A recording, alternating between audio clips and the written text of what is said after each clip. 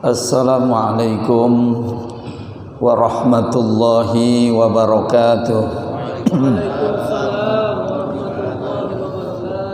Bismillahirrahmanirrahim. Alhamdulillahilladzi an'amana bi ni'matil iman wal islam. Asyhadu an la ilaha illallahul malikul qudusus salam. Wa asyhadu anna sayyidana wa nabiyyana Muhammadan abduhu wa rasuluhu afdalur rasuli wa akmalu imam. Allahumma shalli wa sallim ala sayyidil arabi wal ajam wa ala alihi wa sahbihi yunabiul ulumi wal hikam, amma ba'du. Qala subhanaka la ilma lana illa ma 'allamtana innaka antal alimul hakim. Qala rabbis shrah li sadri wa yassir li amri wahlul 'uqdatam min lisani yafqahu qawli. Shadaqallahul azim. Segenap kaum muslimin, para bapak, remaja, pemuda, jamaah Majelis Masjid Jami Baitur Rahman yang insyaallah dirahmati, diberkahi oleh Allah Subhanahu wa taala. Segenap dewan kemakmuran masjid yang saya muliakan, kembali pada kesempatan malam Senin ba'da maghrib kita duduk bersipu setelah kita laksanakan ibadah salat maghrib berjamaah. Kita berharap benar salat maghrib yang baru saja kita laksanakan, zikir, tahmid, doa kita yang kita amini, mudah-mudahan Allah selalu memberikan keberkahan untuk kita semua fid dunya wal akhirah. Salawat seiring salam kita sanjungkan keharibaan Nabi kita Muhammad sallallahu alaihi wa alihi wasallam. Kita berharap kelak moga-moga kita semua yang hadir mendapatkan syafaatul uzma fi yaumil qiyamah. Amin ya rabbal alamin. Kita lanjut kajian berikutnya, jamaah sekalian. Sudah sampai di halaman 28, babun nahyi aniz zikri wal kalami alal khola'i. Halaman 28. Silakan dibuka kitabnya. Sebelum kita kaji, mari kita awali taklim malam hari ini dengan baca Ummul Quran suratul Fatihah, dengan niat harapan bila mana ada keluarga kita, sanak famili kita, tetangga kita, jamaah kita yang malam hari ini dalam keadaan sakit, kita doakan mudah-mudahan Allah angkat penyakitnya, Allah sembuhkan dari segala deritanya, dan segala cita-cita harapan kita diterima, diijabah oleh Allah Subhanahu wa taala. Ala haziniyah wa ala kulli niyatin salihah ila hadratin Nabi. Al-Fatihah.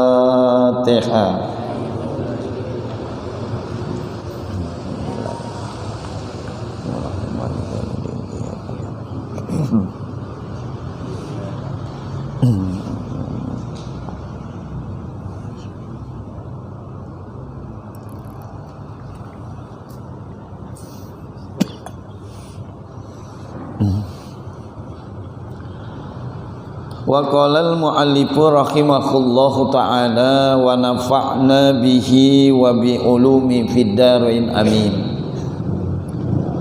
Babun nahyi anidz dzikri wal kalami alal khala. Ini bab menjelaskan tentang larangan berzikir dan berbicara ketika berada di kamar kecil. Jadi kalau kita zikir banyak ngomong di kamar kecil itu bukan tempatnya. Kaitan dengan masalah ini dijelaskan yukrahu dzikru wal kalam hala qada'il hajah. Dibenci berzikir dan banyak bicara ketika membuang hajat. Ya Pak? Enggak boleh. Ketika lagi di kamar kecil kita zikir, nah bukan tempatnya. Ketika di kamar kecil banyak bicara, nyanyi lagi ya, nggak boleh tuh Pak, gitu ya. Baca selawat di dalam kamar kecil bukan tempatnya. Sawaun kana fis sakhra, baik dia buang air kecil besarnya di lapangan, au fil bunyan, atau berada di satu bangunan yang namanya kamar mandi. Baik dia buang air kecilnya di lapangan ya Pak. Zaman dulu kan begitu ya. Ada yang pernah ngalamin tuh? Ya, buang air kecil, buang air besar di lapangan, di bawah pohon jambu lagi, Pak. Ya. Nah, ini sekalipun begitu, enggak boleh tuh kita zikir, enggak boleh tuh kita banyak bicara. Ataupun di kamar mandi, di kamar kecil yang memang sudah ada tempatnya. Wasawa'un fi dzalika jami'ul adzkar wal kalam, baik rangkaian-rangkaian zikir apa saja, wal kalami, dan kalam pembicaraan apa saja. Intinya pokoknya kalau ketika seseorang dalam keadaan membuang hajat, baik itu kecil maupun besar, baik di lapangan maupun di kamar kecil, di kamar mandi, dibenci untuk mengutarakan kalimat-kalimat zikrullah dan banyak berbicara.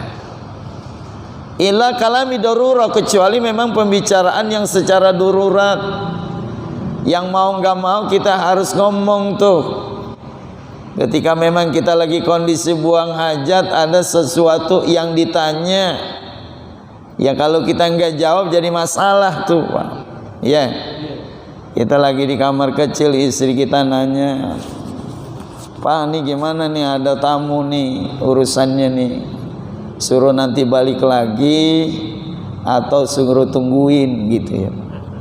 Kalau kita diam aja, kebetulan tamu bawa duit lagi ya Pak. Ya Pak ya. Tuh bagaimana nih ya, kata kita, tunggu aja mah, suruh tunggu sebentar.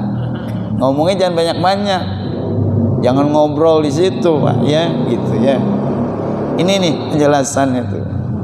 Hatta qala ba'dul ashabina, sampai juga sebagian para sahabat-sahabat murid-murid Imam Nawawi nyatakan, idza atasa la yahmadullah taala, apabila seseorang bersin jangan juga berucap kalimat alhamdulillah. Kalau memang lagi di kamar kecil, di WC, kalian bersin, nggak usah pakai baca alhamdulillah. Ya, ini bersin di kamar mandi, bersin di WC, acim alhamdulillah. Yang di luar juga jawab lagi Pak. Ya, ya rahmatullah. Ini bukan tempatnya itu, gitu ya, bukan. Wala yasamitu atisan, dan juga tidak boleh didoakan. Enggak boleh itu mendoakan orang yang bersin di kamar kecil WC, dia mengucapkan alhamdulillah, ini enggak usah diucapkan doa untuknya. Wala yaruddus salam, dan tidak boleh menjawab salam. Kalau ada orang mengucapkan salam, kebetulan dia kondisinya lagi di kamar kecil, udah enggak usah dijawab, biarin aja Pak. Gitu ya. Karena memang kita tempatkan satu tempat yang baik dalam kalimat-kalimat doa kepada Allah Subhanahu wa taala. Wala yujibul muadzin, dan tidak wajib menjawab kumandang azan. Orang yang dari kondisi buang hajat, ketika dia dengar kumandang azan, kebetulan dia ada di kamar kecil, itu enggak usah dijawab kalimat-kalimat yang dikumandangkan dari lafaz-lafaz azan oleh seorang muadzin. Wa yakunul muslim muksiran la yastahiqu jawabah, Bila ada yang mengucapkan salam bagi seorang muslim berarti dia telah sembrono, Pak. Kalau misalnya ada yang mengucapkan salam, dia jawab ketika dia ada di dalam kamar kecil, di dalam keadaan WC. Ada yang mengumandangkan azan, dia jawab tuh lafaz-lafaz azannya. Berarti ini seorang muslim yang sembrono. Jadi enggak tahu aturan namanya, Pak. La yasahiku jawaban, padahal itu tidak berhak dia jawab. Enggak berhak dia memberikan jawaban. Makanya juga kita yang di luar, kalau ada teman kita lagi di kamar kecil, ya jangan diucapin salam. Ente lagi ngapain, lagi buang hajat, diucapin salam, ini bukan pada tempatnya. Ada jawaban salam yang memang enggak usah diucapkan, ya Pak. Ketika kita sholat tadi maghrib, imam ucapin salam, assalamualaikum warahmatullah. Ada yang berani nggak jawab, Pak? Hah? Ini nggak usah dijawab tuh, Pak. Ada yang jawaban salamnya nggak kedengeran, Pak. Ketika Bapak ziarah ke kubur, assalamualaikum ya ahlad diyar, antum lana farotun, wa inna insyaallah bikumul lahikun. Assalamualaikum ya ahlal kubur. Dijawab nggak, Pak? Hah? Itu yang di dalam kubur jawab nggak? Hah? Jawab. Tapi jawabannya nggak kedengeran. Kalau kedengeran Haji Latif kagak jadi, ya. Tuh. Ada yang hukumnya makruh, kalau orang lagi makan jangan diucapkan salam tuh, Pak. Haji Latif lagi makan sagon, ya, tuh ya. Ini makruh, Pak, jawabnya. Lihat kondisi juga, orang lagi nyuwel makan, assalamualaikum, assalamualaikum. Ini nggak ada penempatan, ya gitu. Apalagi di dalam kondisi dia berada di dalam kamar kecil lagi buang hajat, sempet-sempetnya itu dijawab salam, Pak. Ini orang yang melakukan ini kondisinya dia sembrono tuh, Pak, nggak bisa menempatkan tuh. Padahal dalam kondisi hukum la yasahiku jawaba, tidak berhak dia memberikan jawaban. Wal kalamu bihadza kullihi makruh. Kalam-kalam yang semacam ini makruh, karahatu tanzi, makruh yang tanzi, makruh yang dibenci, wala yahrum, tapi hukumnya tidak diharamkan, gitu ya. Fa in atasa fa hamidallah taala biqalbihi. Lalu bagaimana kalau dia bersin? Padahal bersin itu salah satu kenikmatan dari Allah, Pak. Kenapa sih orang kalau bersin itu mengucapkan kalimat alhamdulillah? Karena bersin itu nikmat. Enggak semuanya orang bisa bersin, Pak. Ya, Pak. Coba sekarang malam nih yang bisa bersin siapa coba? Ya? Ada nggak, Pak? Kalau yang bisa entar dibayar sama Haji Latif, coba. Nggak bisa kalau memang bukan waktunya Allah kasih, maka bersin itu kenikmatan. Ketika dia bersin, diucapin alhamdulillah. Nah, kondisinya kalau dia berada di kamar kecil, di WC, fahamidallahu ta'ala biqalbi, ucapkan alhamdulillah itu di hati. Gitu ya. Ketika dia lagi buang hajat, dia bersin, asyim, di hati aja. Ya, itu pun walam yukharrik lisanahu fala basa, jangan sampai tergerak lisannya, pokoknya hatinya aja. Hatinya mengucapkan alhamdulillah, jangan sampai lisannya bergerak. Kenapa? Karena memang bukan pada tempatnya. Wa kadzalika yaf'alu halal jima, begitu pula kalau bersin lagi ke dalam keadaan jima. Tuh, Pak. Bapak pernah nggak lagi berhubungan dengan istri bersin? Pernah nggak, Pak? Hah? Pernah? Oh, ini sering kayaknya, Pak. Ya, Pak ya. Lagi berhubungan dengan istri, muka istrinya lagi dibersinin. Cuh, alhamdulillah, gitu ya, Pak ya. Bersih. Ini kalau lagi jima, ya udah nggak usah pakai alhamdulillah, kedengeran di hati aja, Pak.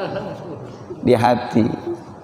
Makanya kalau mau berhubungan, mau bersin aja dulu. Ya Pak? Ya? Ya Pak? Haji Latif pernah begitu enggak?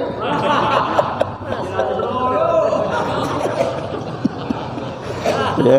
Sama, bersin di dalam kamar kecil, bersin lagi jima, jangan sampai keluarin kata-kata alhamdulillah. Itu boleh diucapkan di mana? Di hati, Pak. Itu pun lisan kita nggak sampai bergerak tuh, Pak. Itu aturan ilmu tuh begitu. Jadi segalanya sesuatu itu urusan bersin aja diatur. Kenapa? Karena kita pengen ittiba, ikut dari apa yang dilakukan oleh Rasulullah sallallahu alaihi wasallam. Kita lanjut, wa rawaina an Ibni Umar radhiyallahu anhu maqala. Dan telah diriwayatkan kepada kami dari Ibnu Umar, semoga Allah meridhoi keduanya. Qala, kata Ibnu Umar, marra rajulun bin nabi wa huwa yabulu. Ketika ada seorang laki-laki lewat mendekati Nabi wa huwa yabul, padahal di saat itu Nabi dalam keadaan buang air kecil. Fasallama alaihi, dia mengucapkan salam kepada Nabi. Falam yarudda alaihi, tapi Nabi tidak jawab salamnya. Ini ada orang datang mendekati Rasulullah, ketika itu Nabi dalam keadaan buang air kecil. Ketika itu nih orang mengucapkan salam sama Nabi. Nabi lagi berada di WC, berada di kamar kecil, lagi buang hajat. Ini laki-laki ini ngucapin salam, assalamualaikum ya Rasulullah. Tuh Pak. Apakah Nabi jawab? Falam yarudda ali, Nabi nggak jawab, Pak. Tuh, ini keterangannya, Nabi nggak jawab. Jadi kalau nggak dijawab nggak dosa. Kenapa? Karena yang ngucapin salam yang salah, gitu ya Pak. Wa rawahu Muslim fi sahihihi, dan diriwayatkan dalam Imam Muslim dalam hadis sahihnya. Wa anil Muhajir bin Qanfuz, dari Imam Muhajir bin Qanfuz sallallahu alaihi wasallam. Qala, dia berkata, utitun nabiyya wa huwa yabul. Ketika Imam Muhajir bin Qanfuz mendatangi Nabi sallallahu alaihi wasallam, fasallamtu alaihi, dia mengucapkan salam. Falam yarudda, Nabi tidak menjawabnya. Nabi kagak jawab tuh ketika Muhajir bin Qanfuz mendatangi Rasulullah ketika Nabi sedang buang air kecil. Dia mengucapin salam sama Nabi, falam yarudda hatta tawaddu, sehingga Nabi tidak menjawabnya sampai Nabi berwudu. Summa tazara ilayya, kemudian dengan akhlak Nabi, Nabi bilang, saya minta maaf tadi itu. Ya. Nabi sambil mendidik, kata Nabi, saya minta maaf ya Muhajir bin Qanfuz, tadi kamu datang ketika aku lagi buang hajat, kamu ucapin salam, saya kagak jawab salam kamu. Gitu ya. Hatta yarudda hatta tawad, sampai kami berwudu. Nabi minta maaf. Wa qala inni karihtu an azkurallah ta'ala illa ala tukhrin, karena aku tidak suka mengungkapkan kalimat zikir kepada Allah kecuali dalam keadaan suci atau dalam keadaan berwudu. Ini alasan Nabi. Karena tadi kalau menjawab waalaikumsalam termasuk itu ungkapan kalimat doa, kalimat zikir. Nabi enggak jawab. Alasannya apa ya Rasulullah? Tadi ketika aku mengucapkan salam kamu tidak jawab. Tapi dengan akhlak yang mulia baginda Rasul, Nabi bukannya sekedar itu, Pak.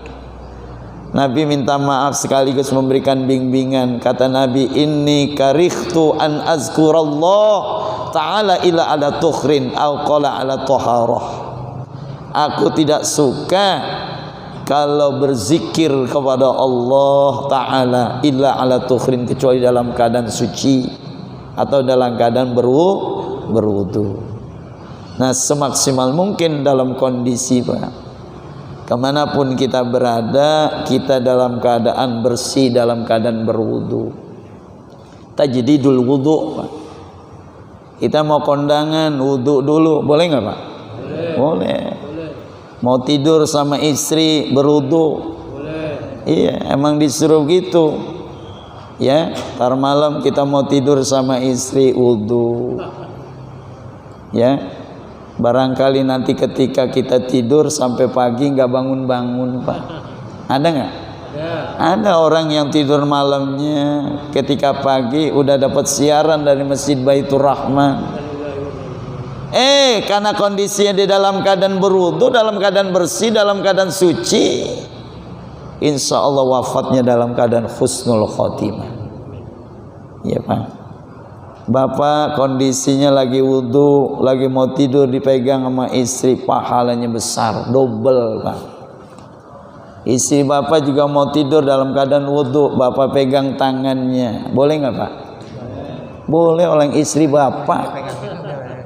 Kalau dipegang berarti batal untuk sholat. Iya, kalau wudu buat tidur nggak batal. Ya, sama jenazah Pak. Jenazah habis dimandiin kan diwuduin Pak. Kadang-kala ada yang suka pegang nggak tuh? Ada yang suka ciumin nggak dia Pak? Suka. Itu yang batal bukan jenazahnya, yang batal itu orangnya yang cium. Kalau yang bukan mahramnya Pak. Kecuali mahram. Lah kalau jenazahnya batal ya dibuka lagi tuh kan kapan?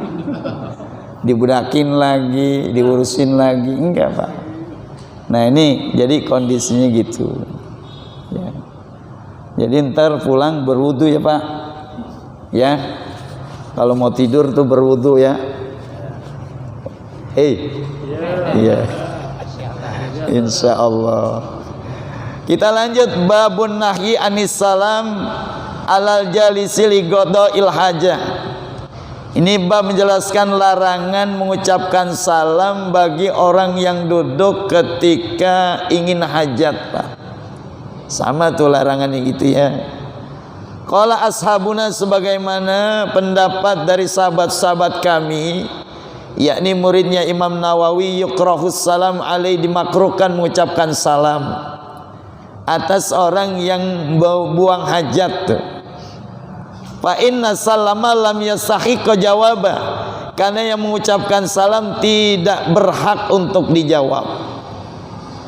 Di hadis Ibni Umar wal muhajir al mazkurin fil babi qabla, sebagaimana keterangan dari hadis Ibnu Umar dan dari muhajir al mazkurin yang telah tersebut di bab-bab sebelumnya, itu dimakruhkan, dibenci. Lanjut babu mayaqulu idza kharaja minal khala. Ini bab menjelaskan tentang doa yang dibaca apabila keluar dari kamar kecil. Kalau maksudnya masih ingat Pak? Allahumma inni a'udzubika minal khubusi wal khaba'is. Nih keluarnya nih. Yaqulu, Nabi mengatakan ghufranakal hamdulillahilladzi azhaba 'annil adza wa 'afani. Nabi tambahin tuh sebelum kalimat alhamdulillah di depannya ada kalimat ghufranaka. Ghufranaka, aku mohon ampunan engkau. Alhamdulillah, segala puji bagi Allah alladzi azhaba 'annil adza, yang telah menghilangkan rasa sakit, wa'afani, dan kembali menyehatkan aku. Ketika kita buang hajat, bisa jadi tuh Pak, hajat yang kita keluarkan, kotoran baik yang kecil maupun yang besar, membuat susah keluarnya. Ya, membuat susah keluarnya. Karena lantaran apa tuh susah keluar Pak? Susah keluar lantaran apa? Lantaran makan biji kecapi Pak. Gitu ya. Tuh. Jadi gitu tuh. Alladzi azhaba 'anil adza wa 'afani, segala puji bagi Allah yang telah menyehatkan aku dari adza tuh yang tidak enak, penyakit tuh Pak. Rusak ruang, wa 'afani, dan kembali menyehatkan aku. Ya Allah, kalau buang air tuh enak keluarnya. Seneng gak Pak? Seneng. Karena ada orang mau buang airnya susah Pak. mau kencing susah, prostat namanya Pak, penyakit yang pada akhirnya nanti dia dioperasi. Bagaimana kagak enak tuh ketika kita keluar lancar, yang buang air kecil lancar, buang air besar, maka ungkapannya tidak lain ghufranaka, aku mohon ampunan Engkau ya Allah. Alhamdulillahilladzi azhaba 'anil adza wa 'afani. Segala puji bagi Allah yang telah menghilangkan dariku rasa sakit, wa 'afani, dan kembali menyehatkan aku. Cuman hanya dapat pujian dan pujian yang kita sampaikan kepada Allah. Enak rasanya tuh ya, lancar tuh. Sabata fil hadis sahih, dijelaskan di dalam satu hadis sahih, fi sunani Abi Daud, dalam hadis Sunan Abi Daud wa Turmuzi, anna Rasulullah sallallahu alaihi wasallam, bahwasanya Rasulullah sallallahu alaihi wasallam kana yaqulu ghufranak. Nabi mengawali doa keluar dari kamar kecil itu dengan kalimat ghufranak. Jadi minta mohon ampunan dari Allah gitu ya. Wa ruyan Nasa'i wa Ibnu Majahin baqihi. Begitu pula riwayat Imam Nasai dan Ibnu Majah sama. Jadi ada keterangan di samping kalimat alhamdulillahilladzi azhaba 'anil adza wa 'afani, depannya ada kalimat apa? Ghufranak, mohon ampunan kepada Allah. Wa rawaina an Ibnu Umar, dan telah diriwayatkan dari Ibnu Umar radhiyallahu anhuma, semoga Allah meridhai keduanya.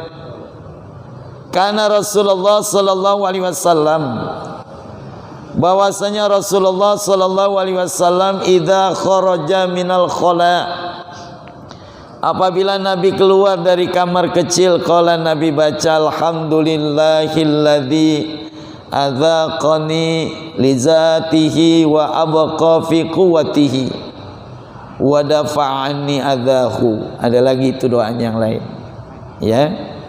Dalam satu riwayat Nabi ketika keluar dari kamar kecil, Nabi baca alhamdulillahilladzi adzaqani li zatihi, segala puji bagi Allah yang telah melenyapkan gangguan penyakit dariku, wa abqa fi quwwatihi, dan telah membuat aku sehat, wa dafa'ani adzahu, dan telah menghilangkan hal-hal yang tidak disukai. Tuh. Diberikan lenyapnya gangguan dari penyakit, wa abqa fi quwwatihi, dan telah membuat aku menjadi sehat, wa dafa'ani adzahu, dan telah menolak daripada rasa sakit yang aku rasakan, susah keluarnya dan lain sebagainya. Nah ini selalu tuh ketika selesai kita selalu kembali lagi memuji dan memuji Allah Subhanahu wa ta'ala. Kita bisa bayangkan Pak, kalau orang udah kagak bisa buang air besar, buang air kecil, resikonya masuk rumah sakit ya Pak, keluarnya dari selang. Nauzubillah min zalik. Kita nggak mau begitu dah. Kita maunya cuman hanya bermohon pujian hanya kepada Allah Subhanahu wa ta'ala. Nah makanya ada adabnya tuh. Ada buang air kecil, ada buang air besar. Kalau buang air kecil jangan diri ya Pak. Bahasanya kalau guru kencing berdiri, muridnya lari. Itu ya Pak. Kalau udah ngaji begini ya udahlah, kita kencing biar bener, jangan kencing di bawah pohon berbuah. Nanti rambutannya rasa jengkol. Ya. Ada aturan itu ada, jangan kencing di lobang-lobang binatang. Semut lagi rapat kita kencingin Pak. Itu nggak adab tuh gitu. Jangan kencing di tempat orang yang sedang berteduh, di halte-halte busway, bis, tempat orang-orang sedang berteduh. Pokoknya tempat orang-orang berteduh kita kencing, akhirnya jadi ngerususain orang Pak. Ini siapa sih kencing sembarangan nih gitu ya Pak. Nah ini permasalahan-permasalahan konteks ini adalah salah satu himbauan ajaran dari Rasulullah sallallahu alaihi wasallam. Kita lanjut babu ma yaqulu idza harada sabbal ma'al wudu wastisqaihi yustahabbu ay yaqula bismillah kama qadimnahu. Bab dijelaskan tentang doa yang dibaca apabila menuangkan air ketika berwudu atau menyiramkannya. Yustahabbu ay yaqula, disunahkan bismillah, baca bismillah. Babu ma yaqulu ala wudu, ini bab menjelaskan doa yang dibaca terkata wudu. Ketika seseorang berwudu ada doa yang dibaca. Yustahabbu ay yaqula fi awwalihi, disunahkan pertama kali berwudu baca bismillahirrahmanirrahim. Wa in qala, kalau dia baca dengan kalimat bismillah saja kafa, cukup. Kalau ada orang mau ngapain aja bismillah, mau ngapain aja bismillah, mau ngapain aja bismillah, cukup tuh. Lengkapnya bismillahirrahmanirrahim. Habisin deh. Qala ashabuna, sebagaimana pendapat sahabat-sahabat kami. Fa in taraka tasmiyata fi awalil wudu ata biha fi asnahi, kalau dia lupa membaca bismillah di awal wudu, boleh di pertengahan wudunya. Ya. Kalau di awal dia buka keran dia lupa baca bismillah, di pertengahan dia baru ingat, boleh Pak dibaca. Fa in tarakaha hatta faraga, apabila dia lupa sampai selesai dia melakukan wudu, faqad fata mahal waqt, berarti enggak ada tempat lagi dia membaca bismillahnya. Kalau di pertengahan masih ada tempat, di pertengahan dibolehkan baca bismillahirrahmanirrahim. Kalau udah selesai ya berarti enggak ada tempat lagi dia membaca bismillah. Fala ya'ti biha, dan tidak usah dah membacanya kalau memang udah selesai. Bagaimana konteks wudunya? Kalau dia wudu enggak baca bismillah, wa wudu'un sahih, wudunya tetap sah Pak. Orang yang berwudu enggak membaca kalimat bismillahirrahmanirrahim, di awal dia enggak baca, itu keadaan wudunya itu sah. Karena yang ditekankan di wudu ini biasanya apa Pak? Niat. Ya, niat itu penting. Pokoknya apa saja harus dilihat dari segi niatnya. Mau wudu, niat ketika membasuh muka. Nawaitul wudu li rafil adasil asghar fardhan lillahi ta'ala. Ya Allah, saya niat wudu untuk menghilangkan hadas kecil karena Allah Ta'ala. Itu niat. Nah, kalau kita wudu enggak niat, itu yang menjadi tidak sahnya wudu. Tuh. Mau ngaji ke Masjid Baitur Rahman, niat Pak. Niat enggak Pak? Niat. Jangan kagak niat. Kenapa? Karena Allah memberikan ganjaran pahala itu dari segi niatnya. Pokoknya kalau mau ngapain aja niat. Innamal a'malu binniyat. Gitu ya. Makan, niat nggak Pak? Niatnya buat apa? Hah? Ya Allah, saya niat makan supaya kuat beribadah, gitu Pak. Jangan niat ya Allah saya makan supaya perut saya kenyang, gitu ya. Niat kita makan minum buat supaya kuat ibadah. Ya Allah, ntar malam saya mau ngaji di Masjid Baitur Rahman, saya mau makan dulu supaya ngajinya jadi konsen. Tuh. Jadi ibadah nggak tuh Pak? Jadi ibadah. Jangan ya Allah saya mau ngaji ke Masjid Baitur Rahman, saya makan dulu biar kenyang supaya nanti saya jadi ngantuk. Lain lagi tuh Pak ya. Nih, gitu. Ya makanya di sini penekanannya kalau dia lupa baca bismillah tetap wa wudu'uhu sahih. Hadza mazhabuna wa mazhab jamaahirul ulama, ini menurut pendapat dari mazhab kami Imam Syafi'i dan mazhab jumhur para ulama, kesepakatan para ulama. Bagaimana tinjauan orang yang berwudu kalau di awalnya dia enggak baca bismillah? Di tengahnya juga nggak baca bismillah sampai selesai dia baru ingat. Itu jumhur ulama menyatakan bahwa wudunya tetap sah. Wajah api tasmiyati ahadits dhaifah, karena telah datang hadis yang menjelaskan tentang kedoifan itu. Wah, gitu ya. Jadi penekanannya kalau wudu ini bukan kalimat bismillahnya, tapi masalah niatnya. Sabbata an Ahmad bin Hanbal rahimahullah ta'ala qala, sebagaimana telah dijelaskan oleh Imam Ahmad bin Hanbal, semoga Allah merahmatinya, dia bilang la a'lam fit tasmiyati fil wudu hadisan sabitan, saya belum tahu tuh keterangan yang menyatakan tentang masalah baca bismillah di awal wudu tentang satu hadis.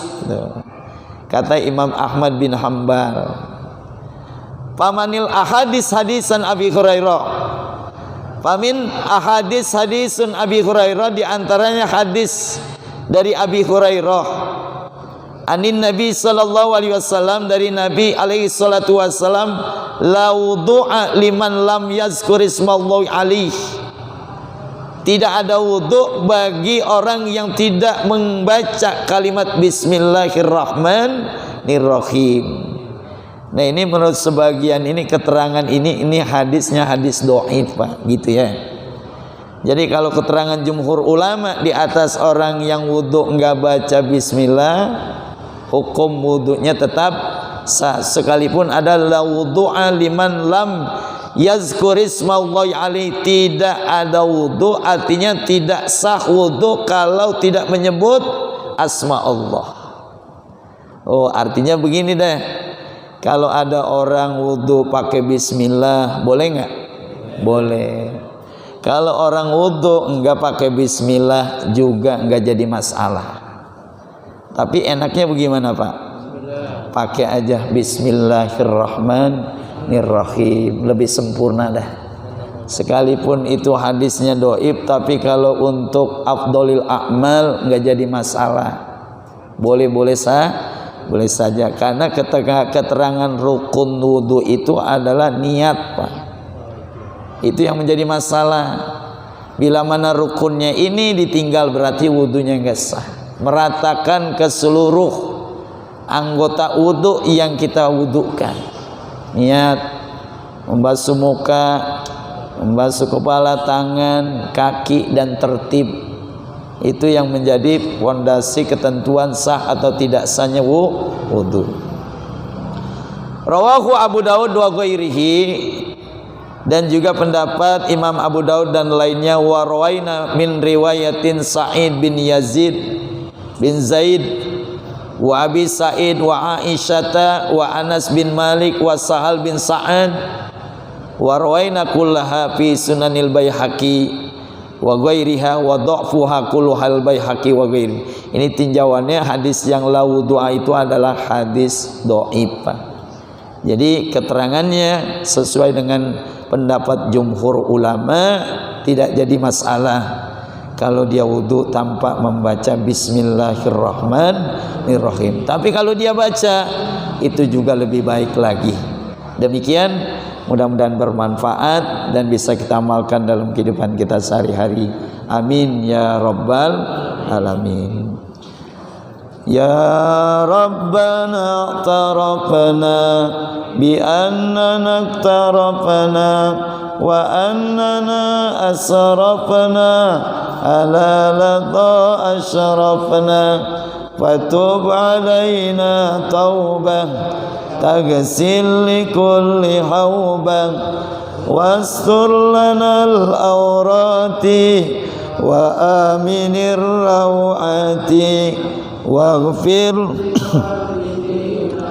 Rabbi wa mauludina wal ali wal ikhwani wasairil khillani wa kulli dhi mahabbah aw jirati aw suhbah wal muslimina ajma amin rabbi yasma فضلا وجودا منا لا باكتساب منا بالمصطفى الرسول نازى بكل سول صلى وسلم ربي عليه أدى الهب وآله وصحبه أداد الصحب والحمد لله بالبدر والتناهي سبحانك اللهم بحمدك أشهد أن لا إله إلا أنت أستغفرك وأتوب إليك الفاتحة أعوذ بالله الرحمن الرحيم مالك يوم الدين بسم الله الرحمن الرحيم الحمد لله رب العالمين حمدا يوافي نعمه ويكافئ مزيده يا ربنا لك الحمد ولك الشكر كما ينبغي لجلال وجهك الكريم وعظيم سلطانك اللهم صل وسلم على سيدنا محمد الفاتح لما أغلق والختم لما سبق ناصر الحق بالحق والهادي إلى صراطك المستقيم وعلى آله وصحبه حق قدره ومقداره العظيم صلاة تفتح لنا أبواب الرضا والتيسير وتغلق بها عنا أبواب الشر والتعسير وتكون لنا وليا ونصيرا أنت ولينا نعم المولى ونعم النصير اللهم أحينا كحياة العلماء وأمتنا كموت الشهداء واحصرنا في زمرة الأولياء وأخرجنا من الدنيا مسلمين وألحقنا بالصالحين يا ربنا ابتودنا وألف بيننا برحمتك يا أرحم الراحمين اللهم افتح علينا فتوح العارفين وفقهنا في الدين واجعلنا من العلماء العاملين واحصرنا في زمرتهم يا مولانا يا رب العالمين اللهم أكرمنا بجودة الحفظ وسرعة الفهم ومعرفة العلم ونبات الذهن والعقل بحق محمد صلى الله عليه وسلم ربنا آتنا في الدنيا حسنة في الآخرة حسنة وقنا عذاب النار وصلى الله على سيدنا محمد وعلى آله وصحبه أجمعين سبحان ربك رب العزة عما يصفون سلام على المرسلين والحمد لله رب العالمين السلام عليكم ورحمة الله وبركاته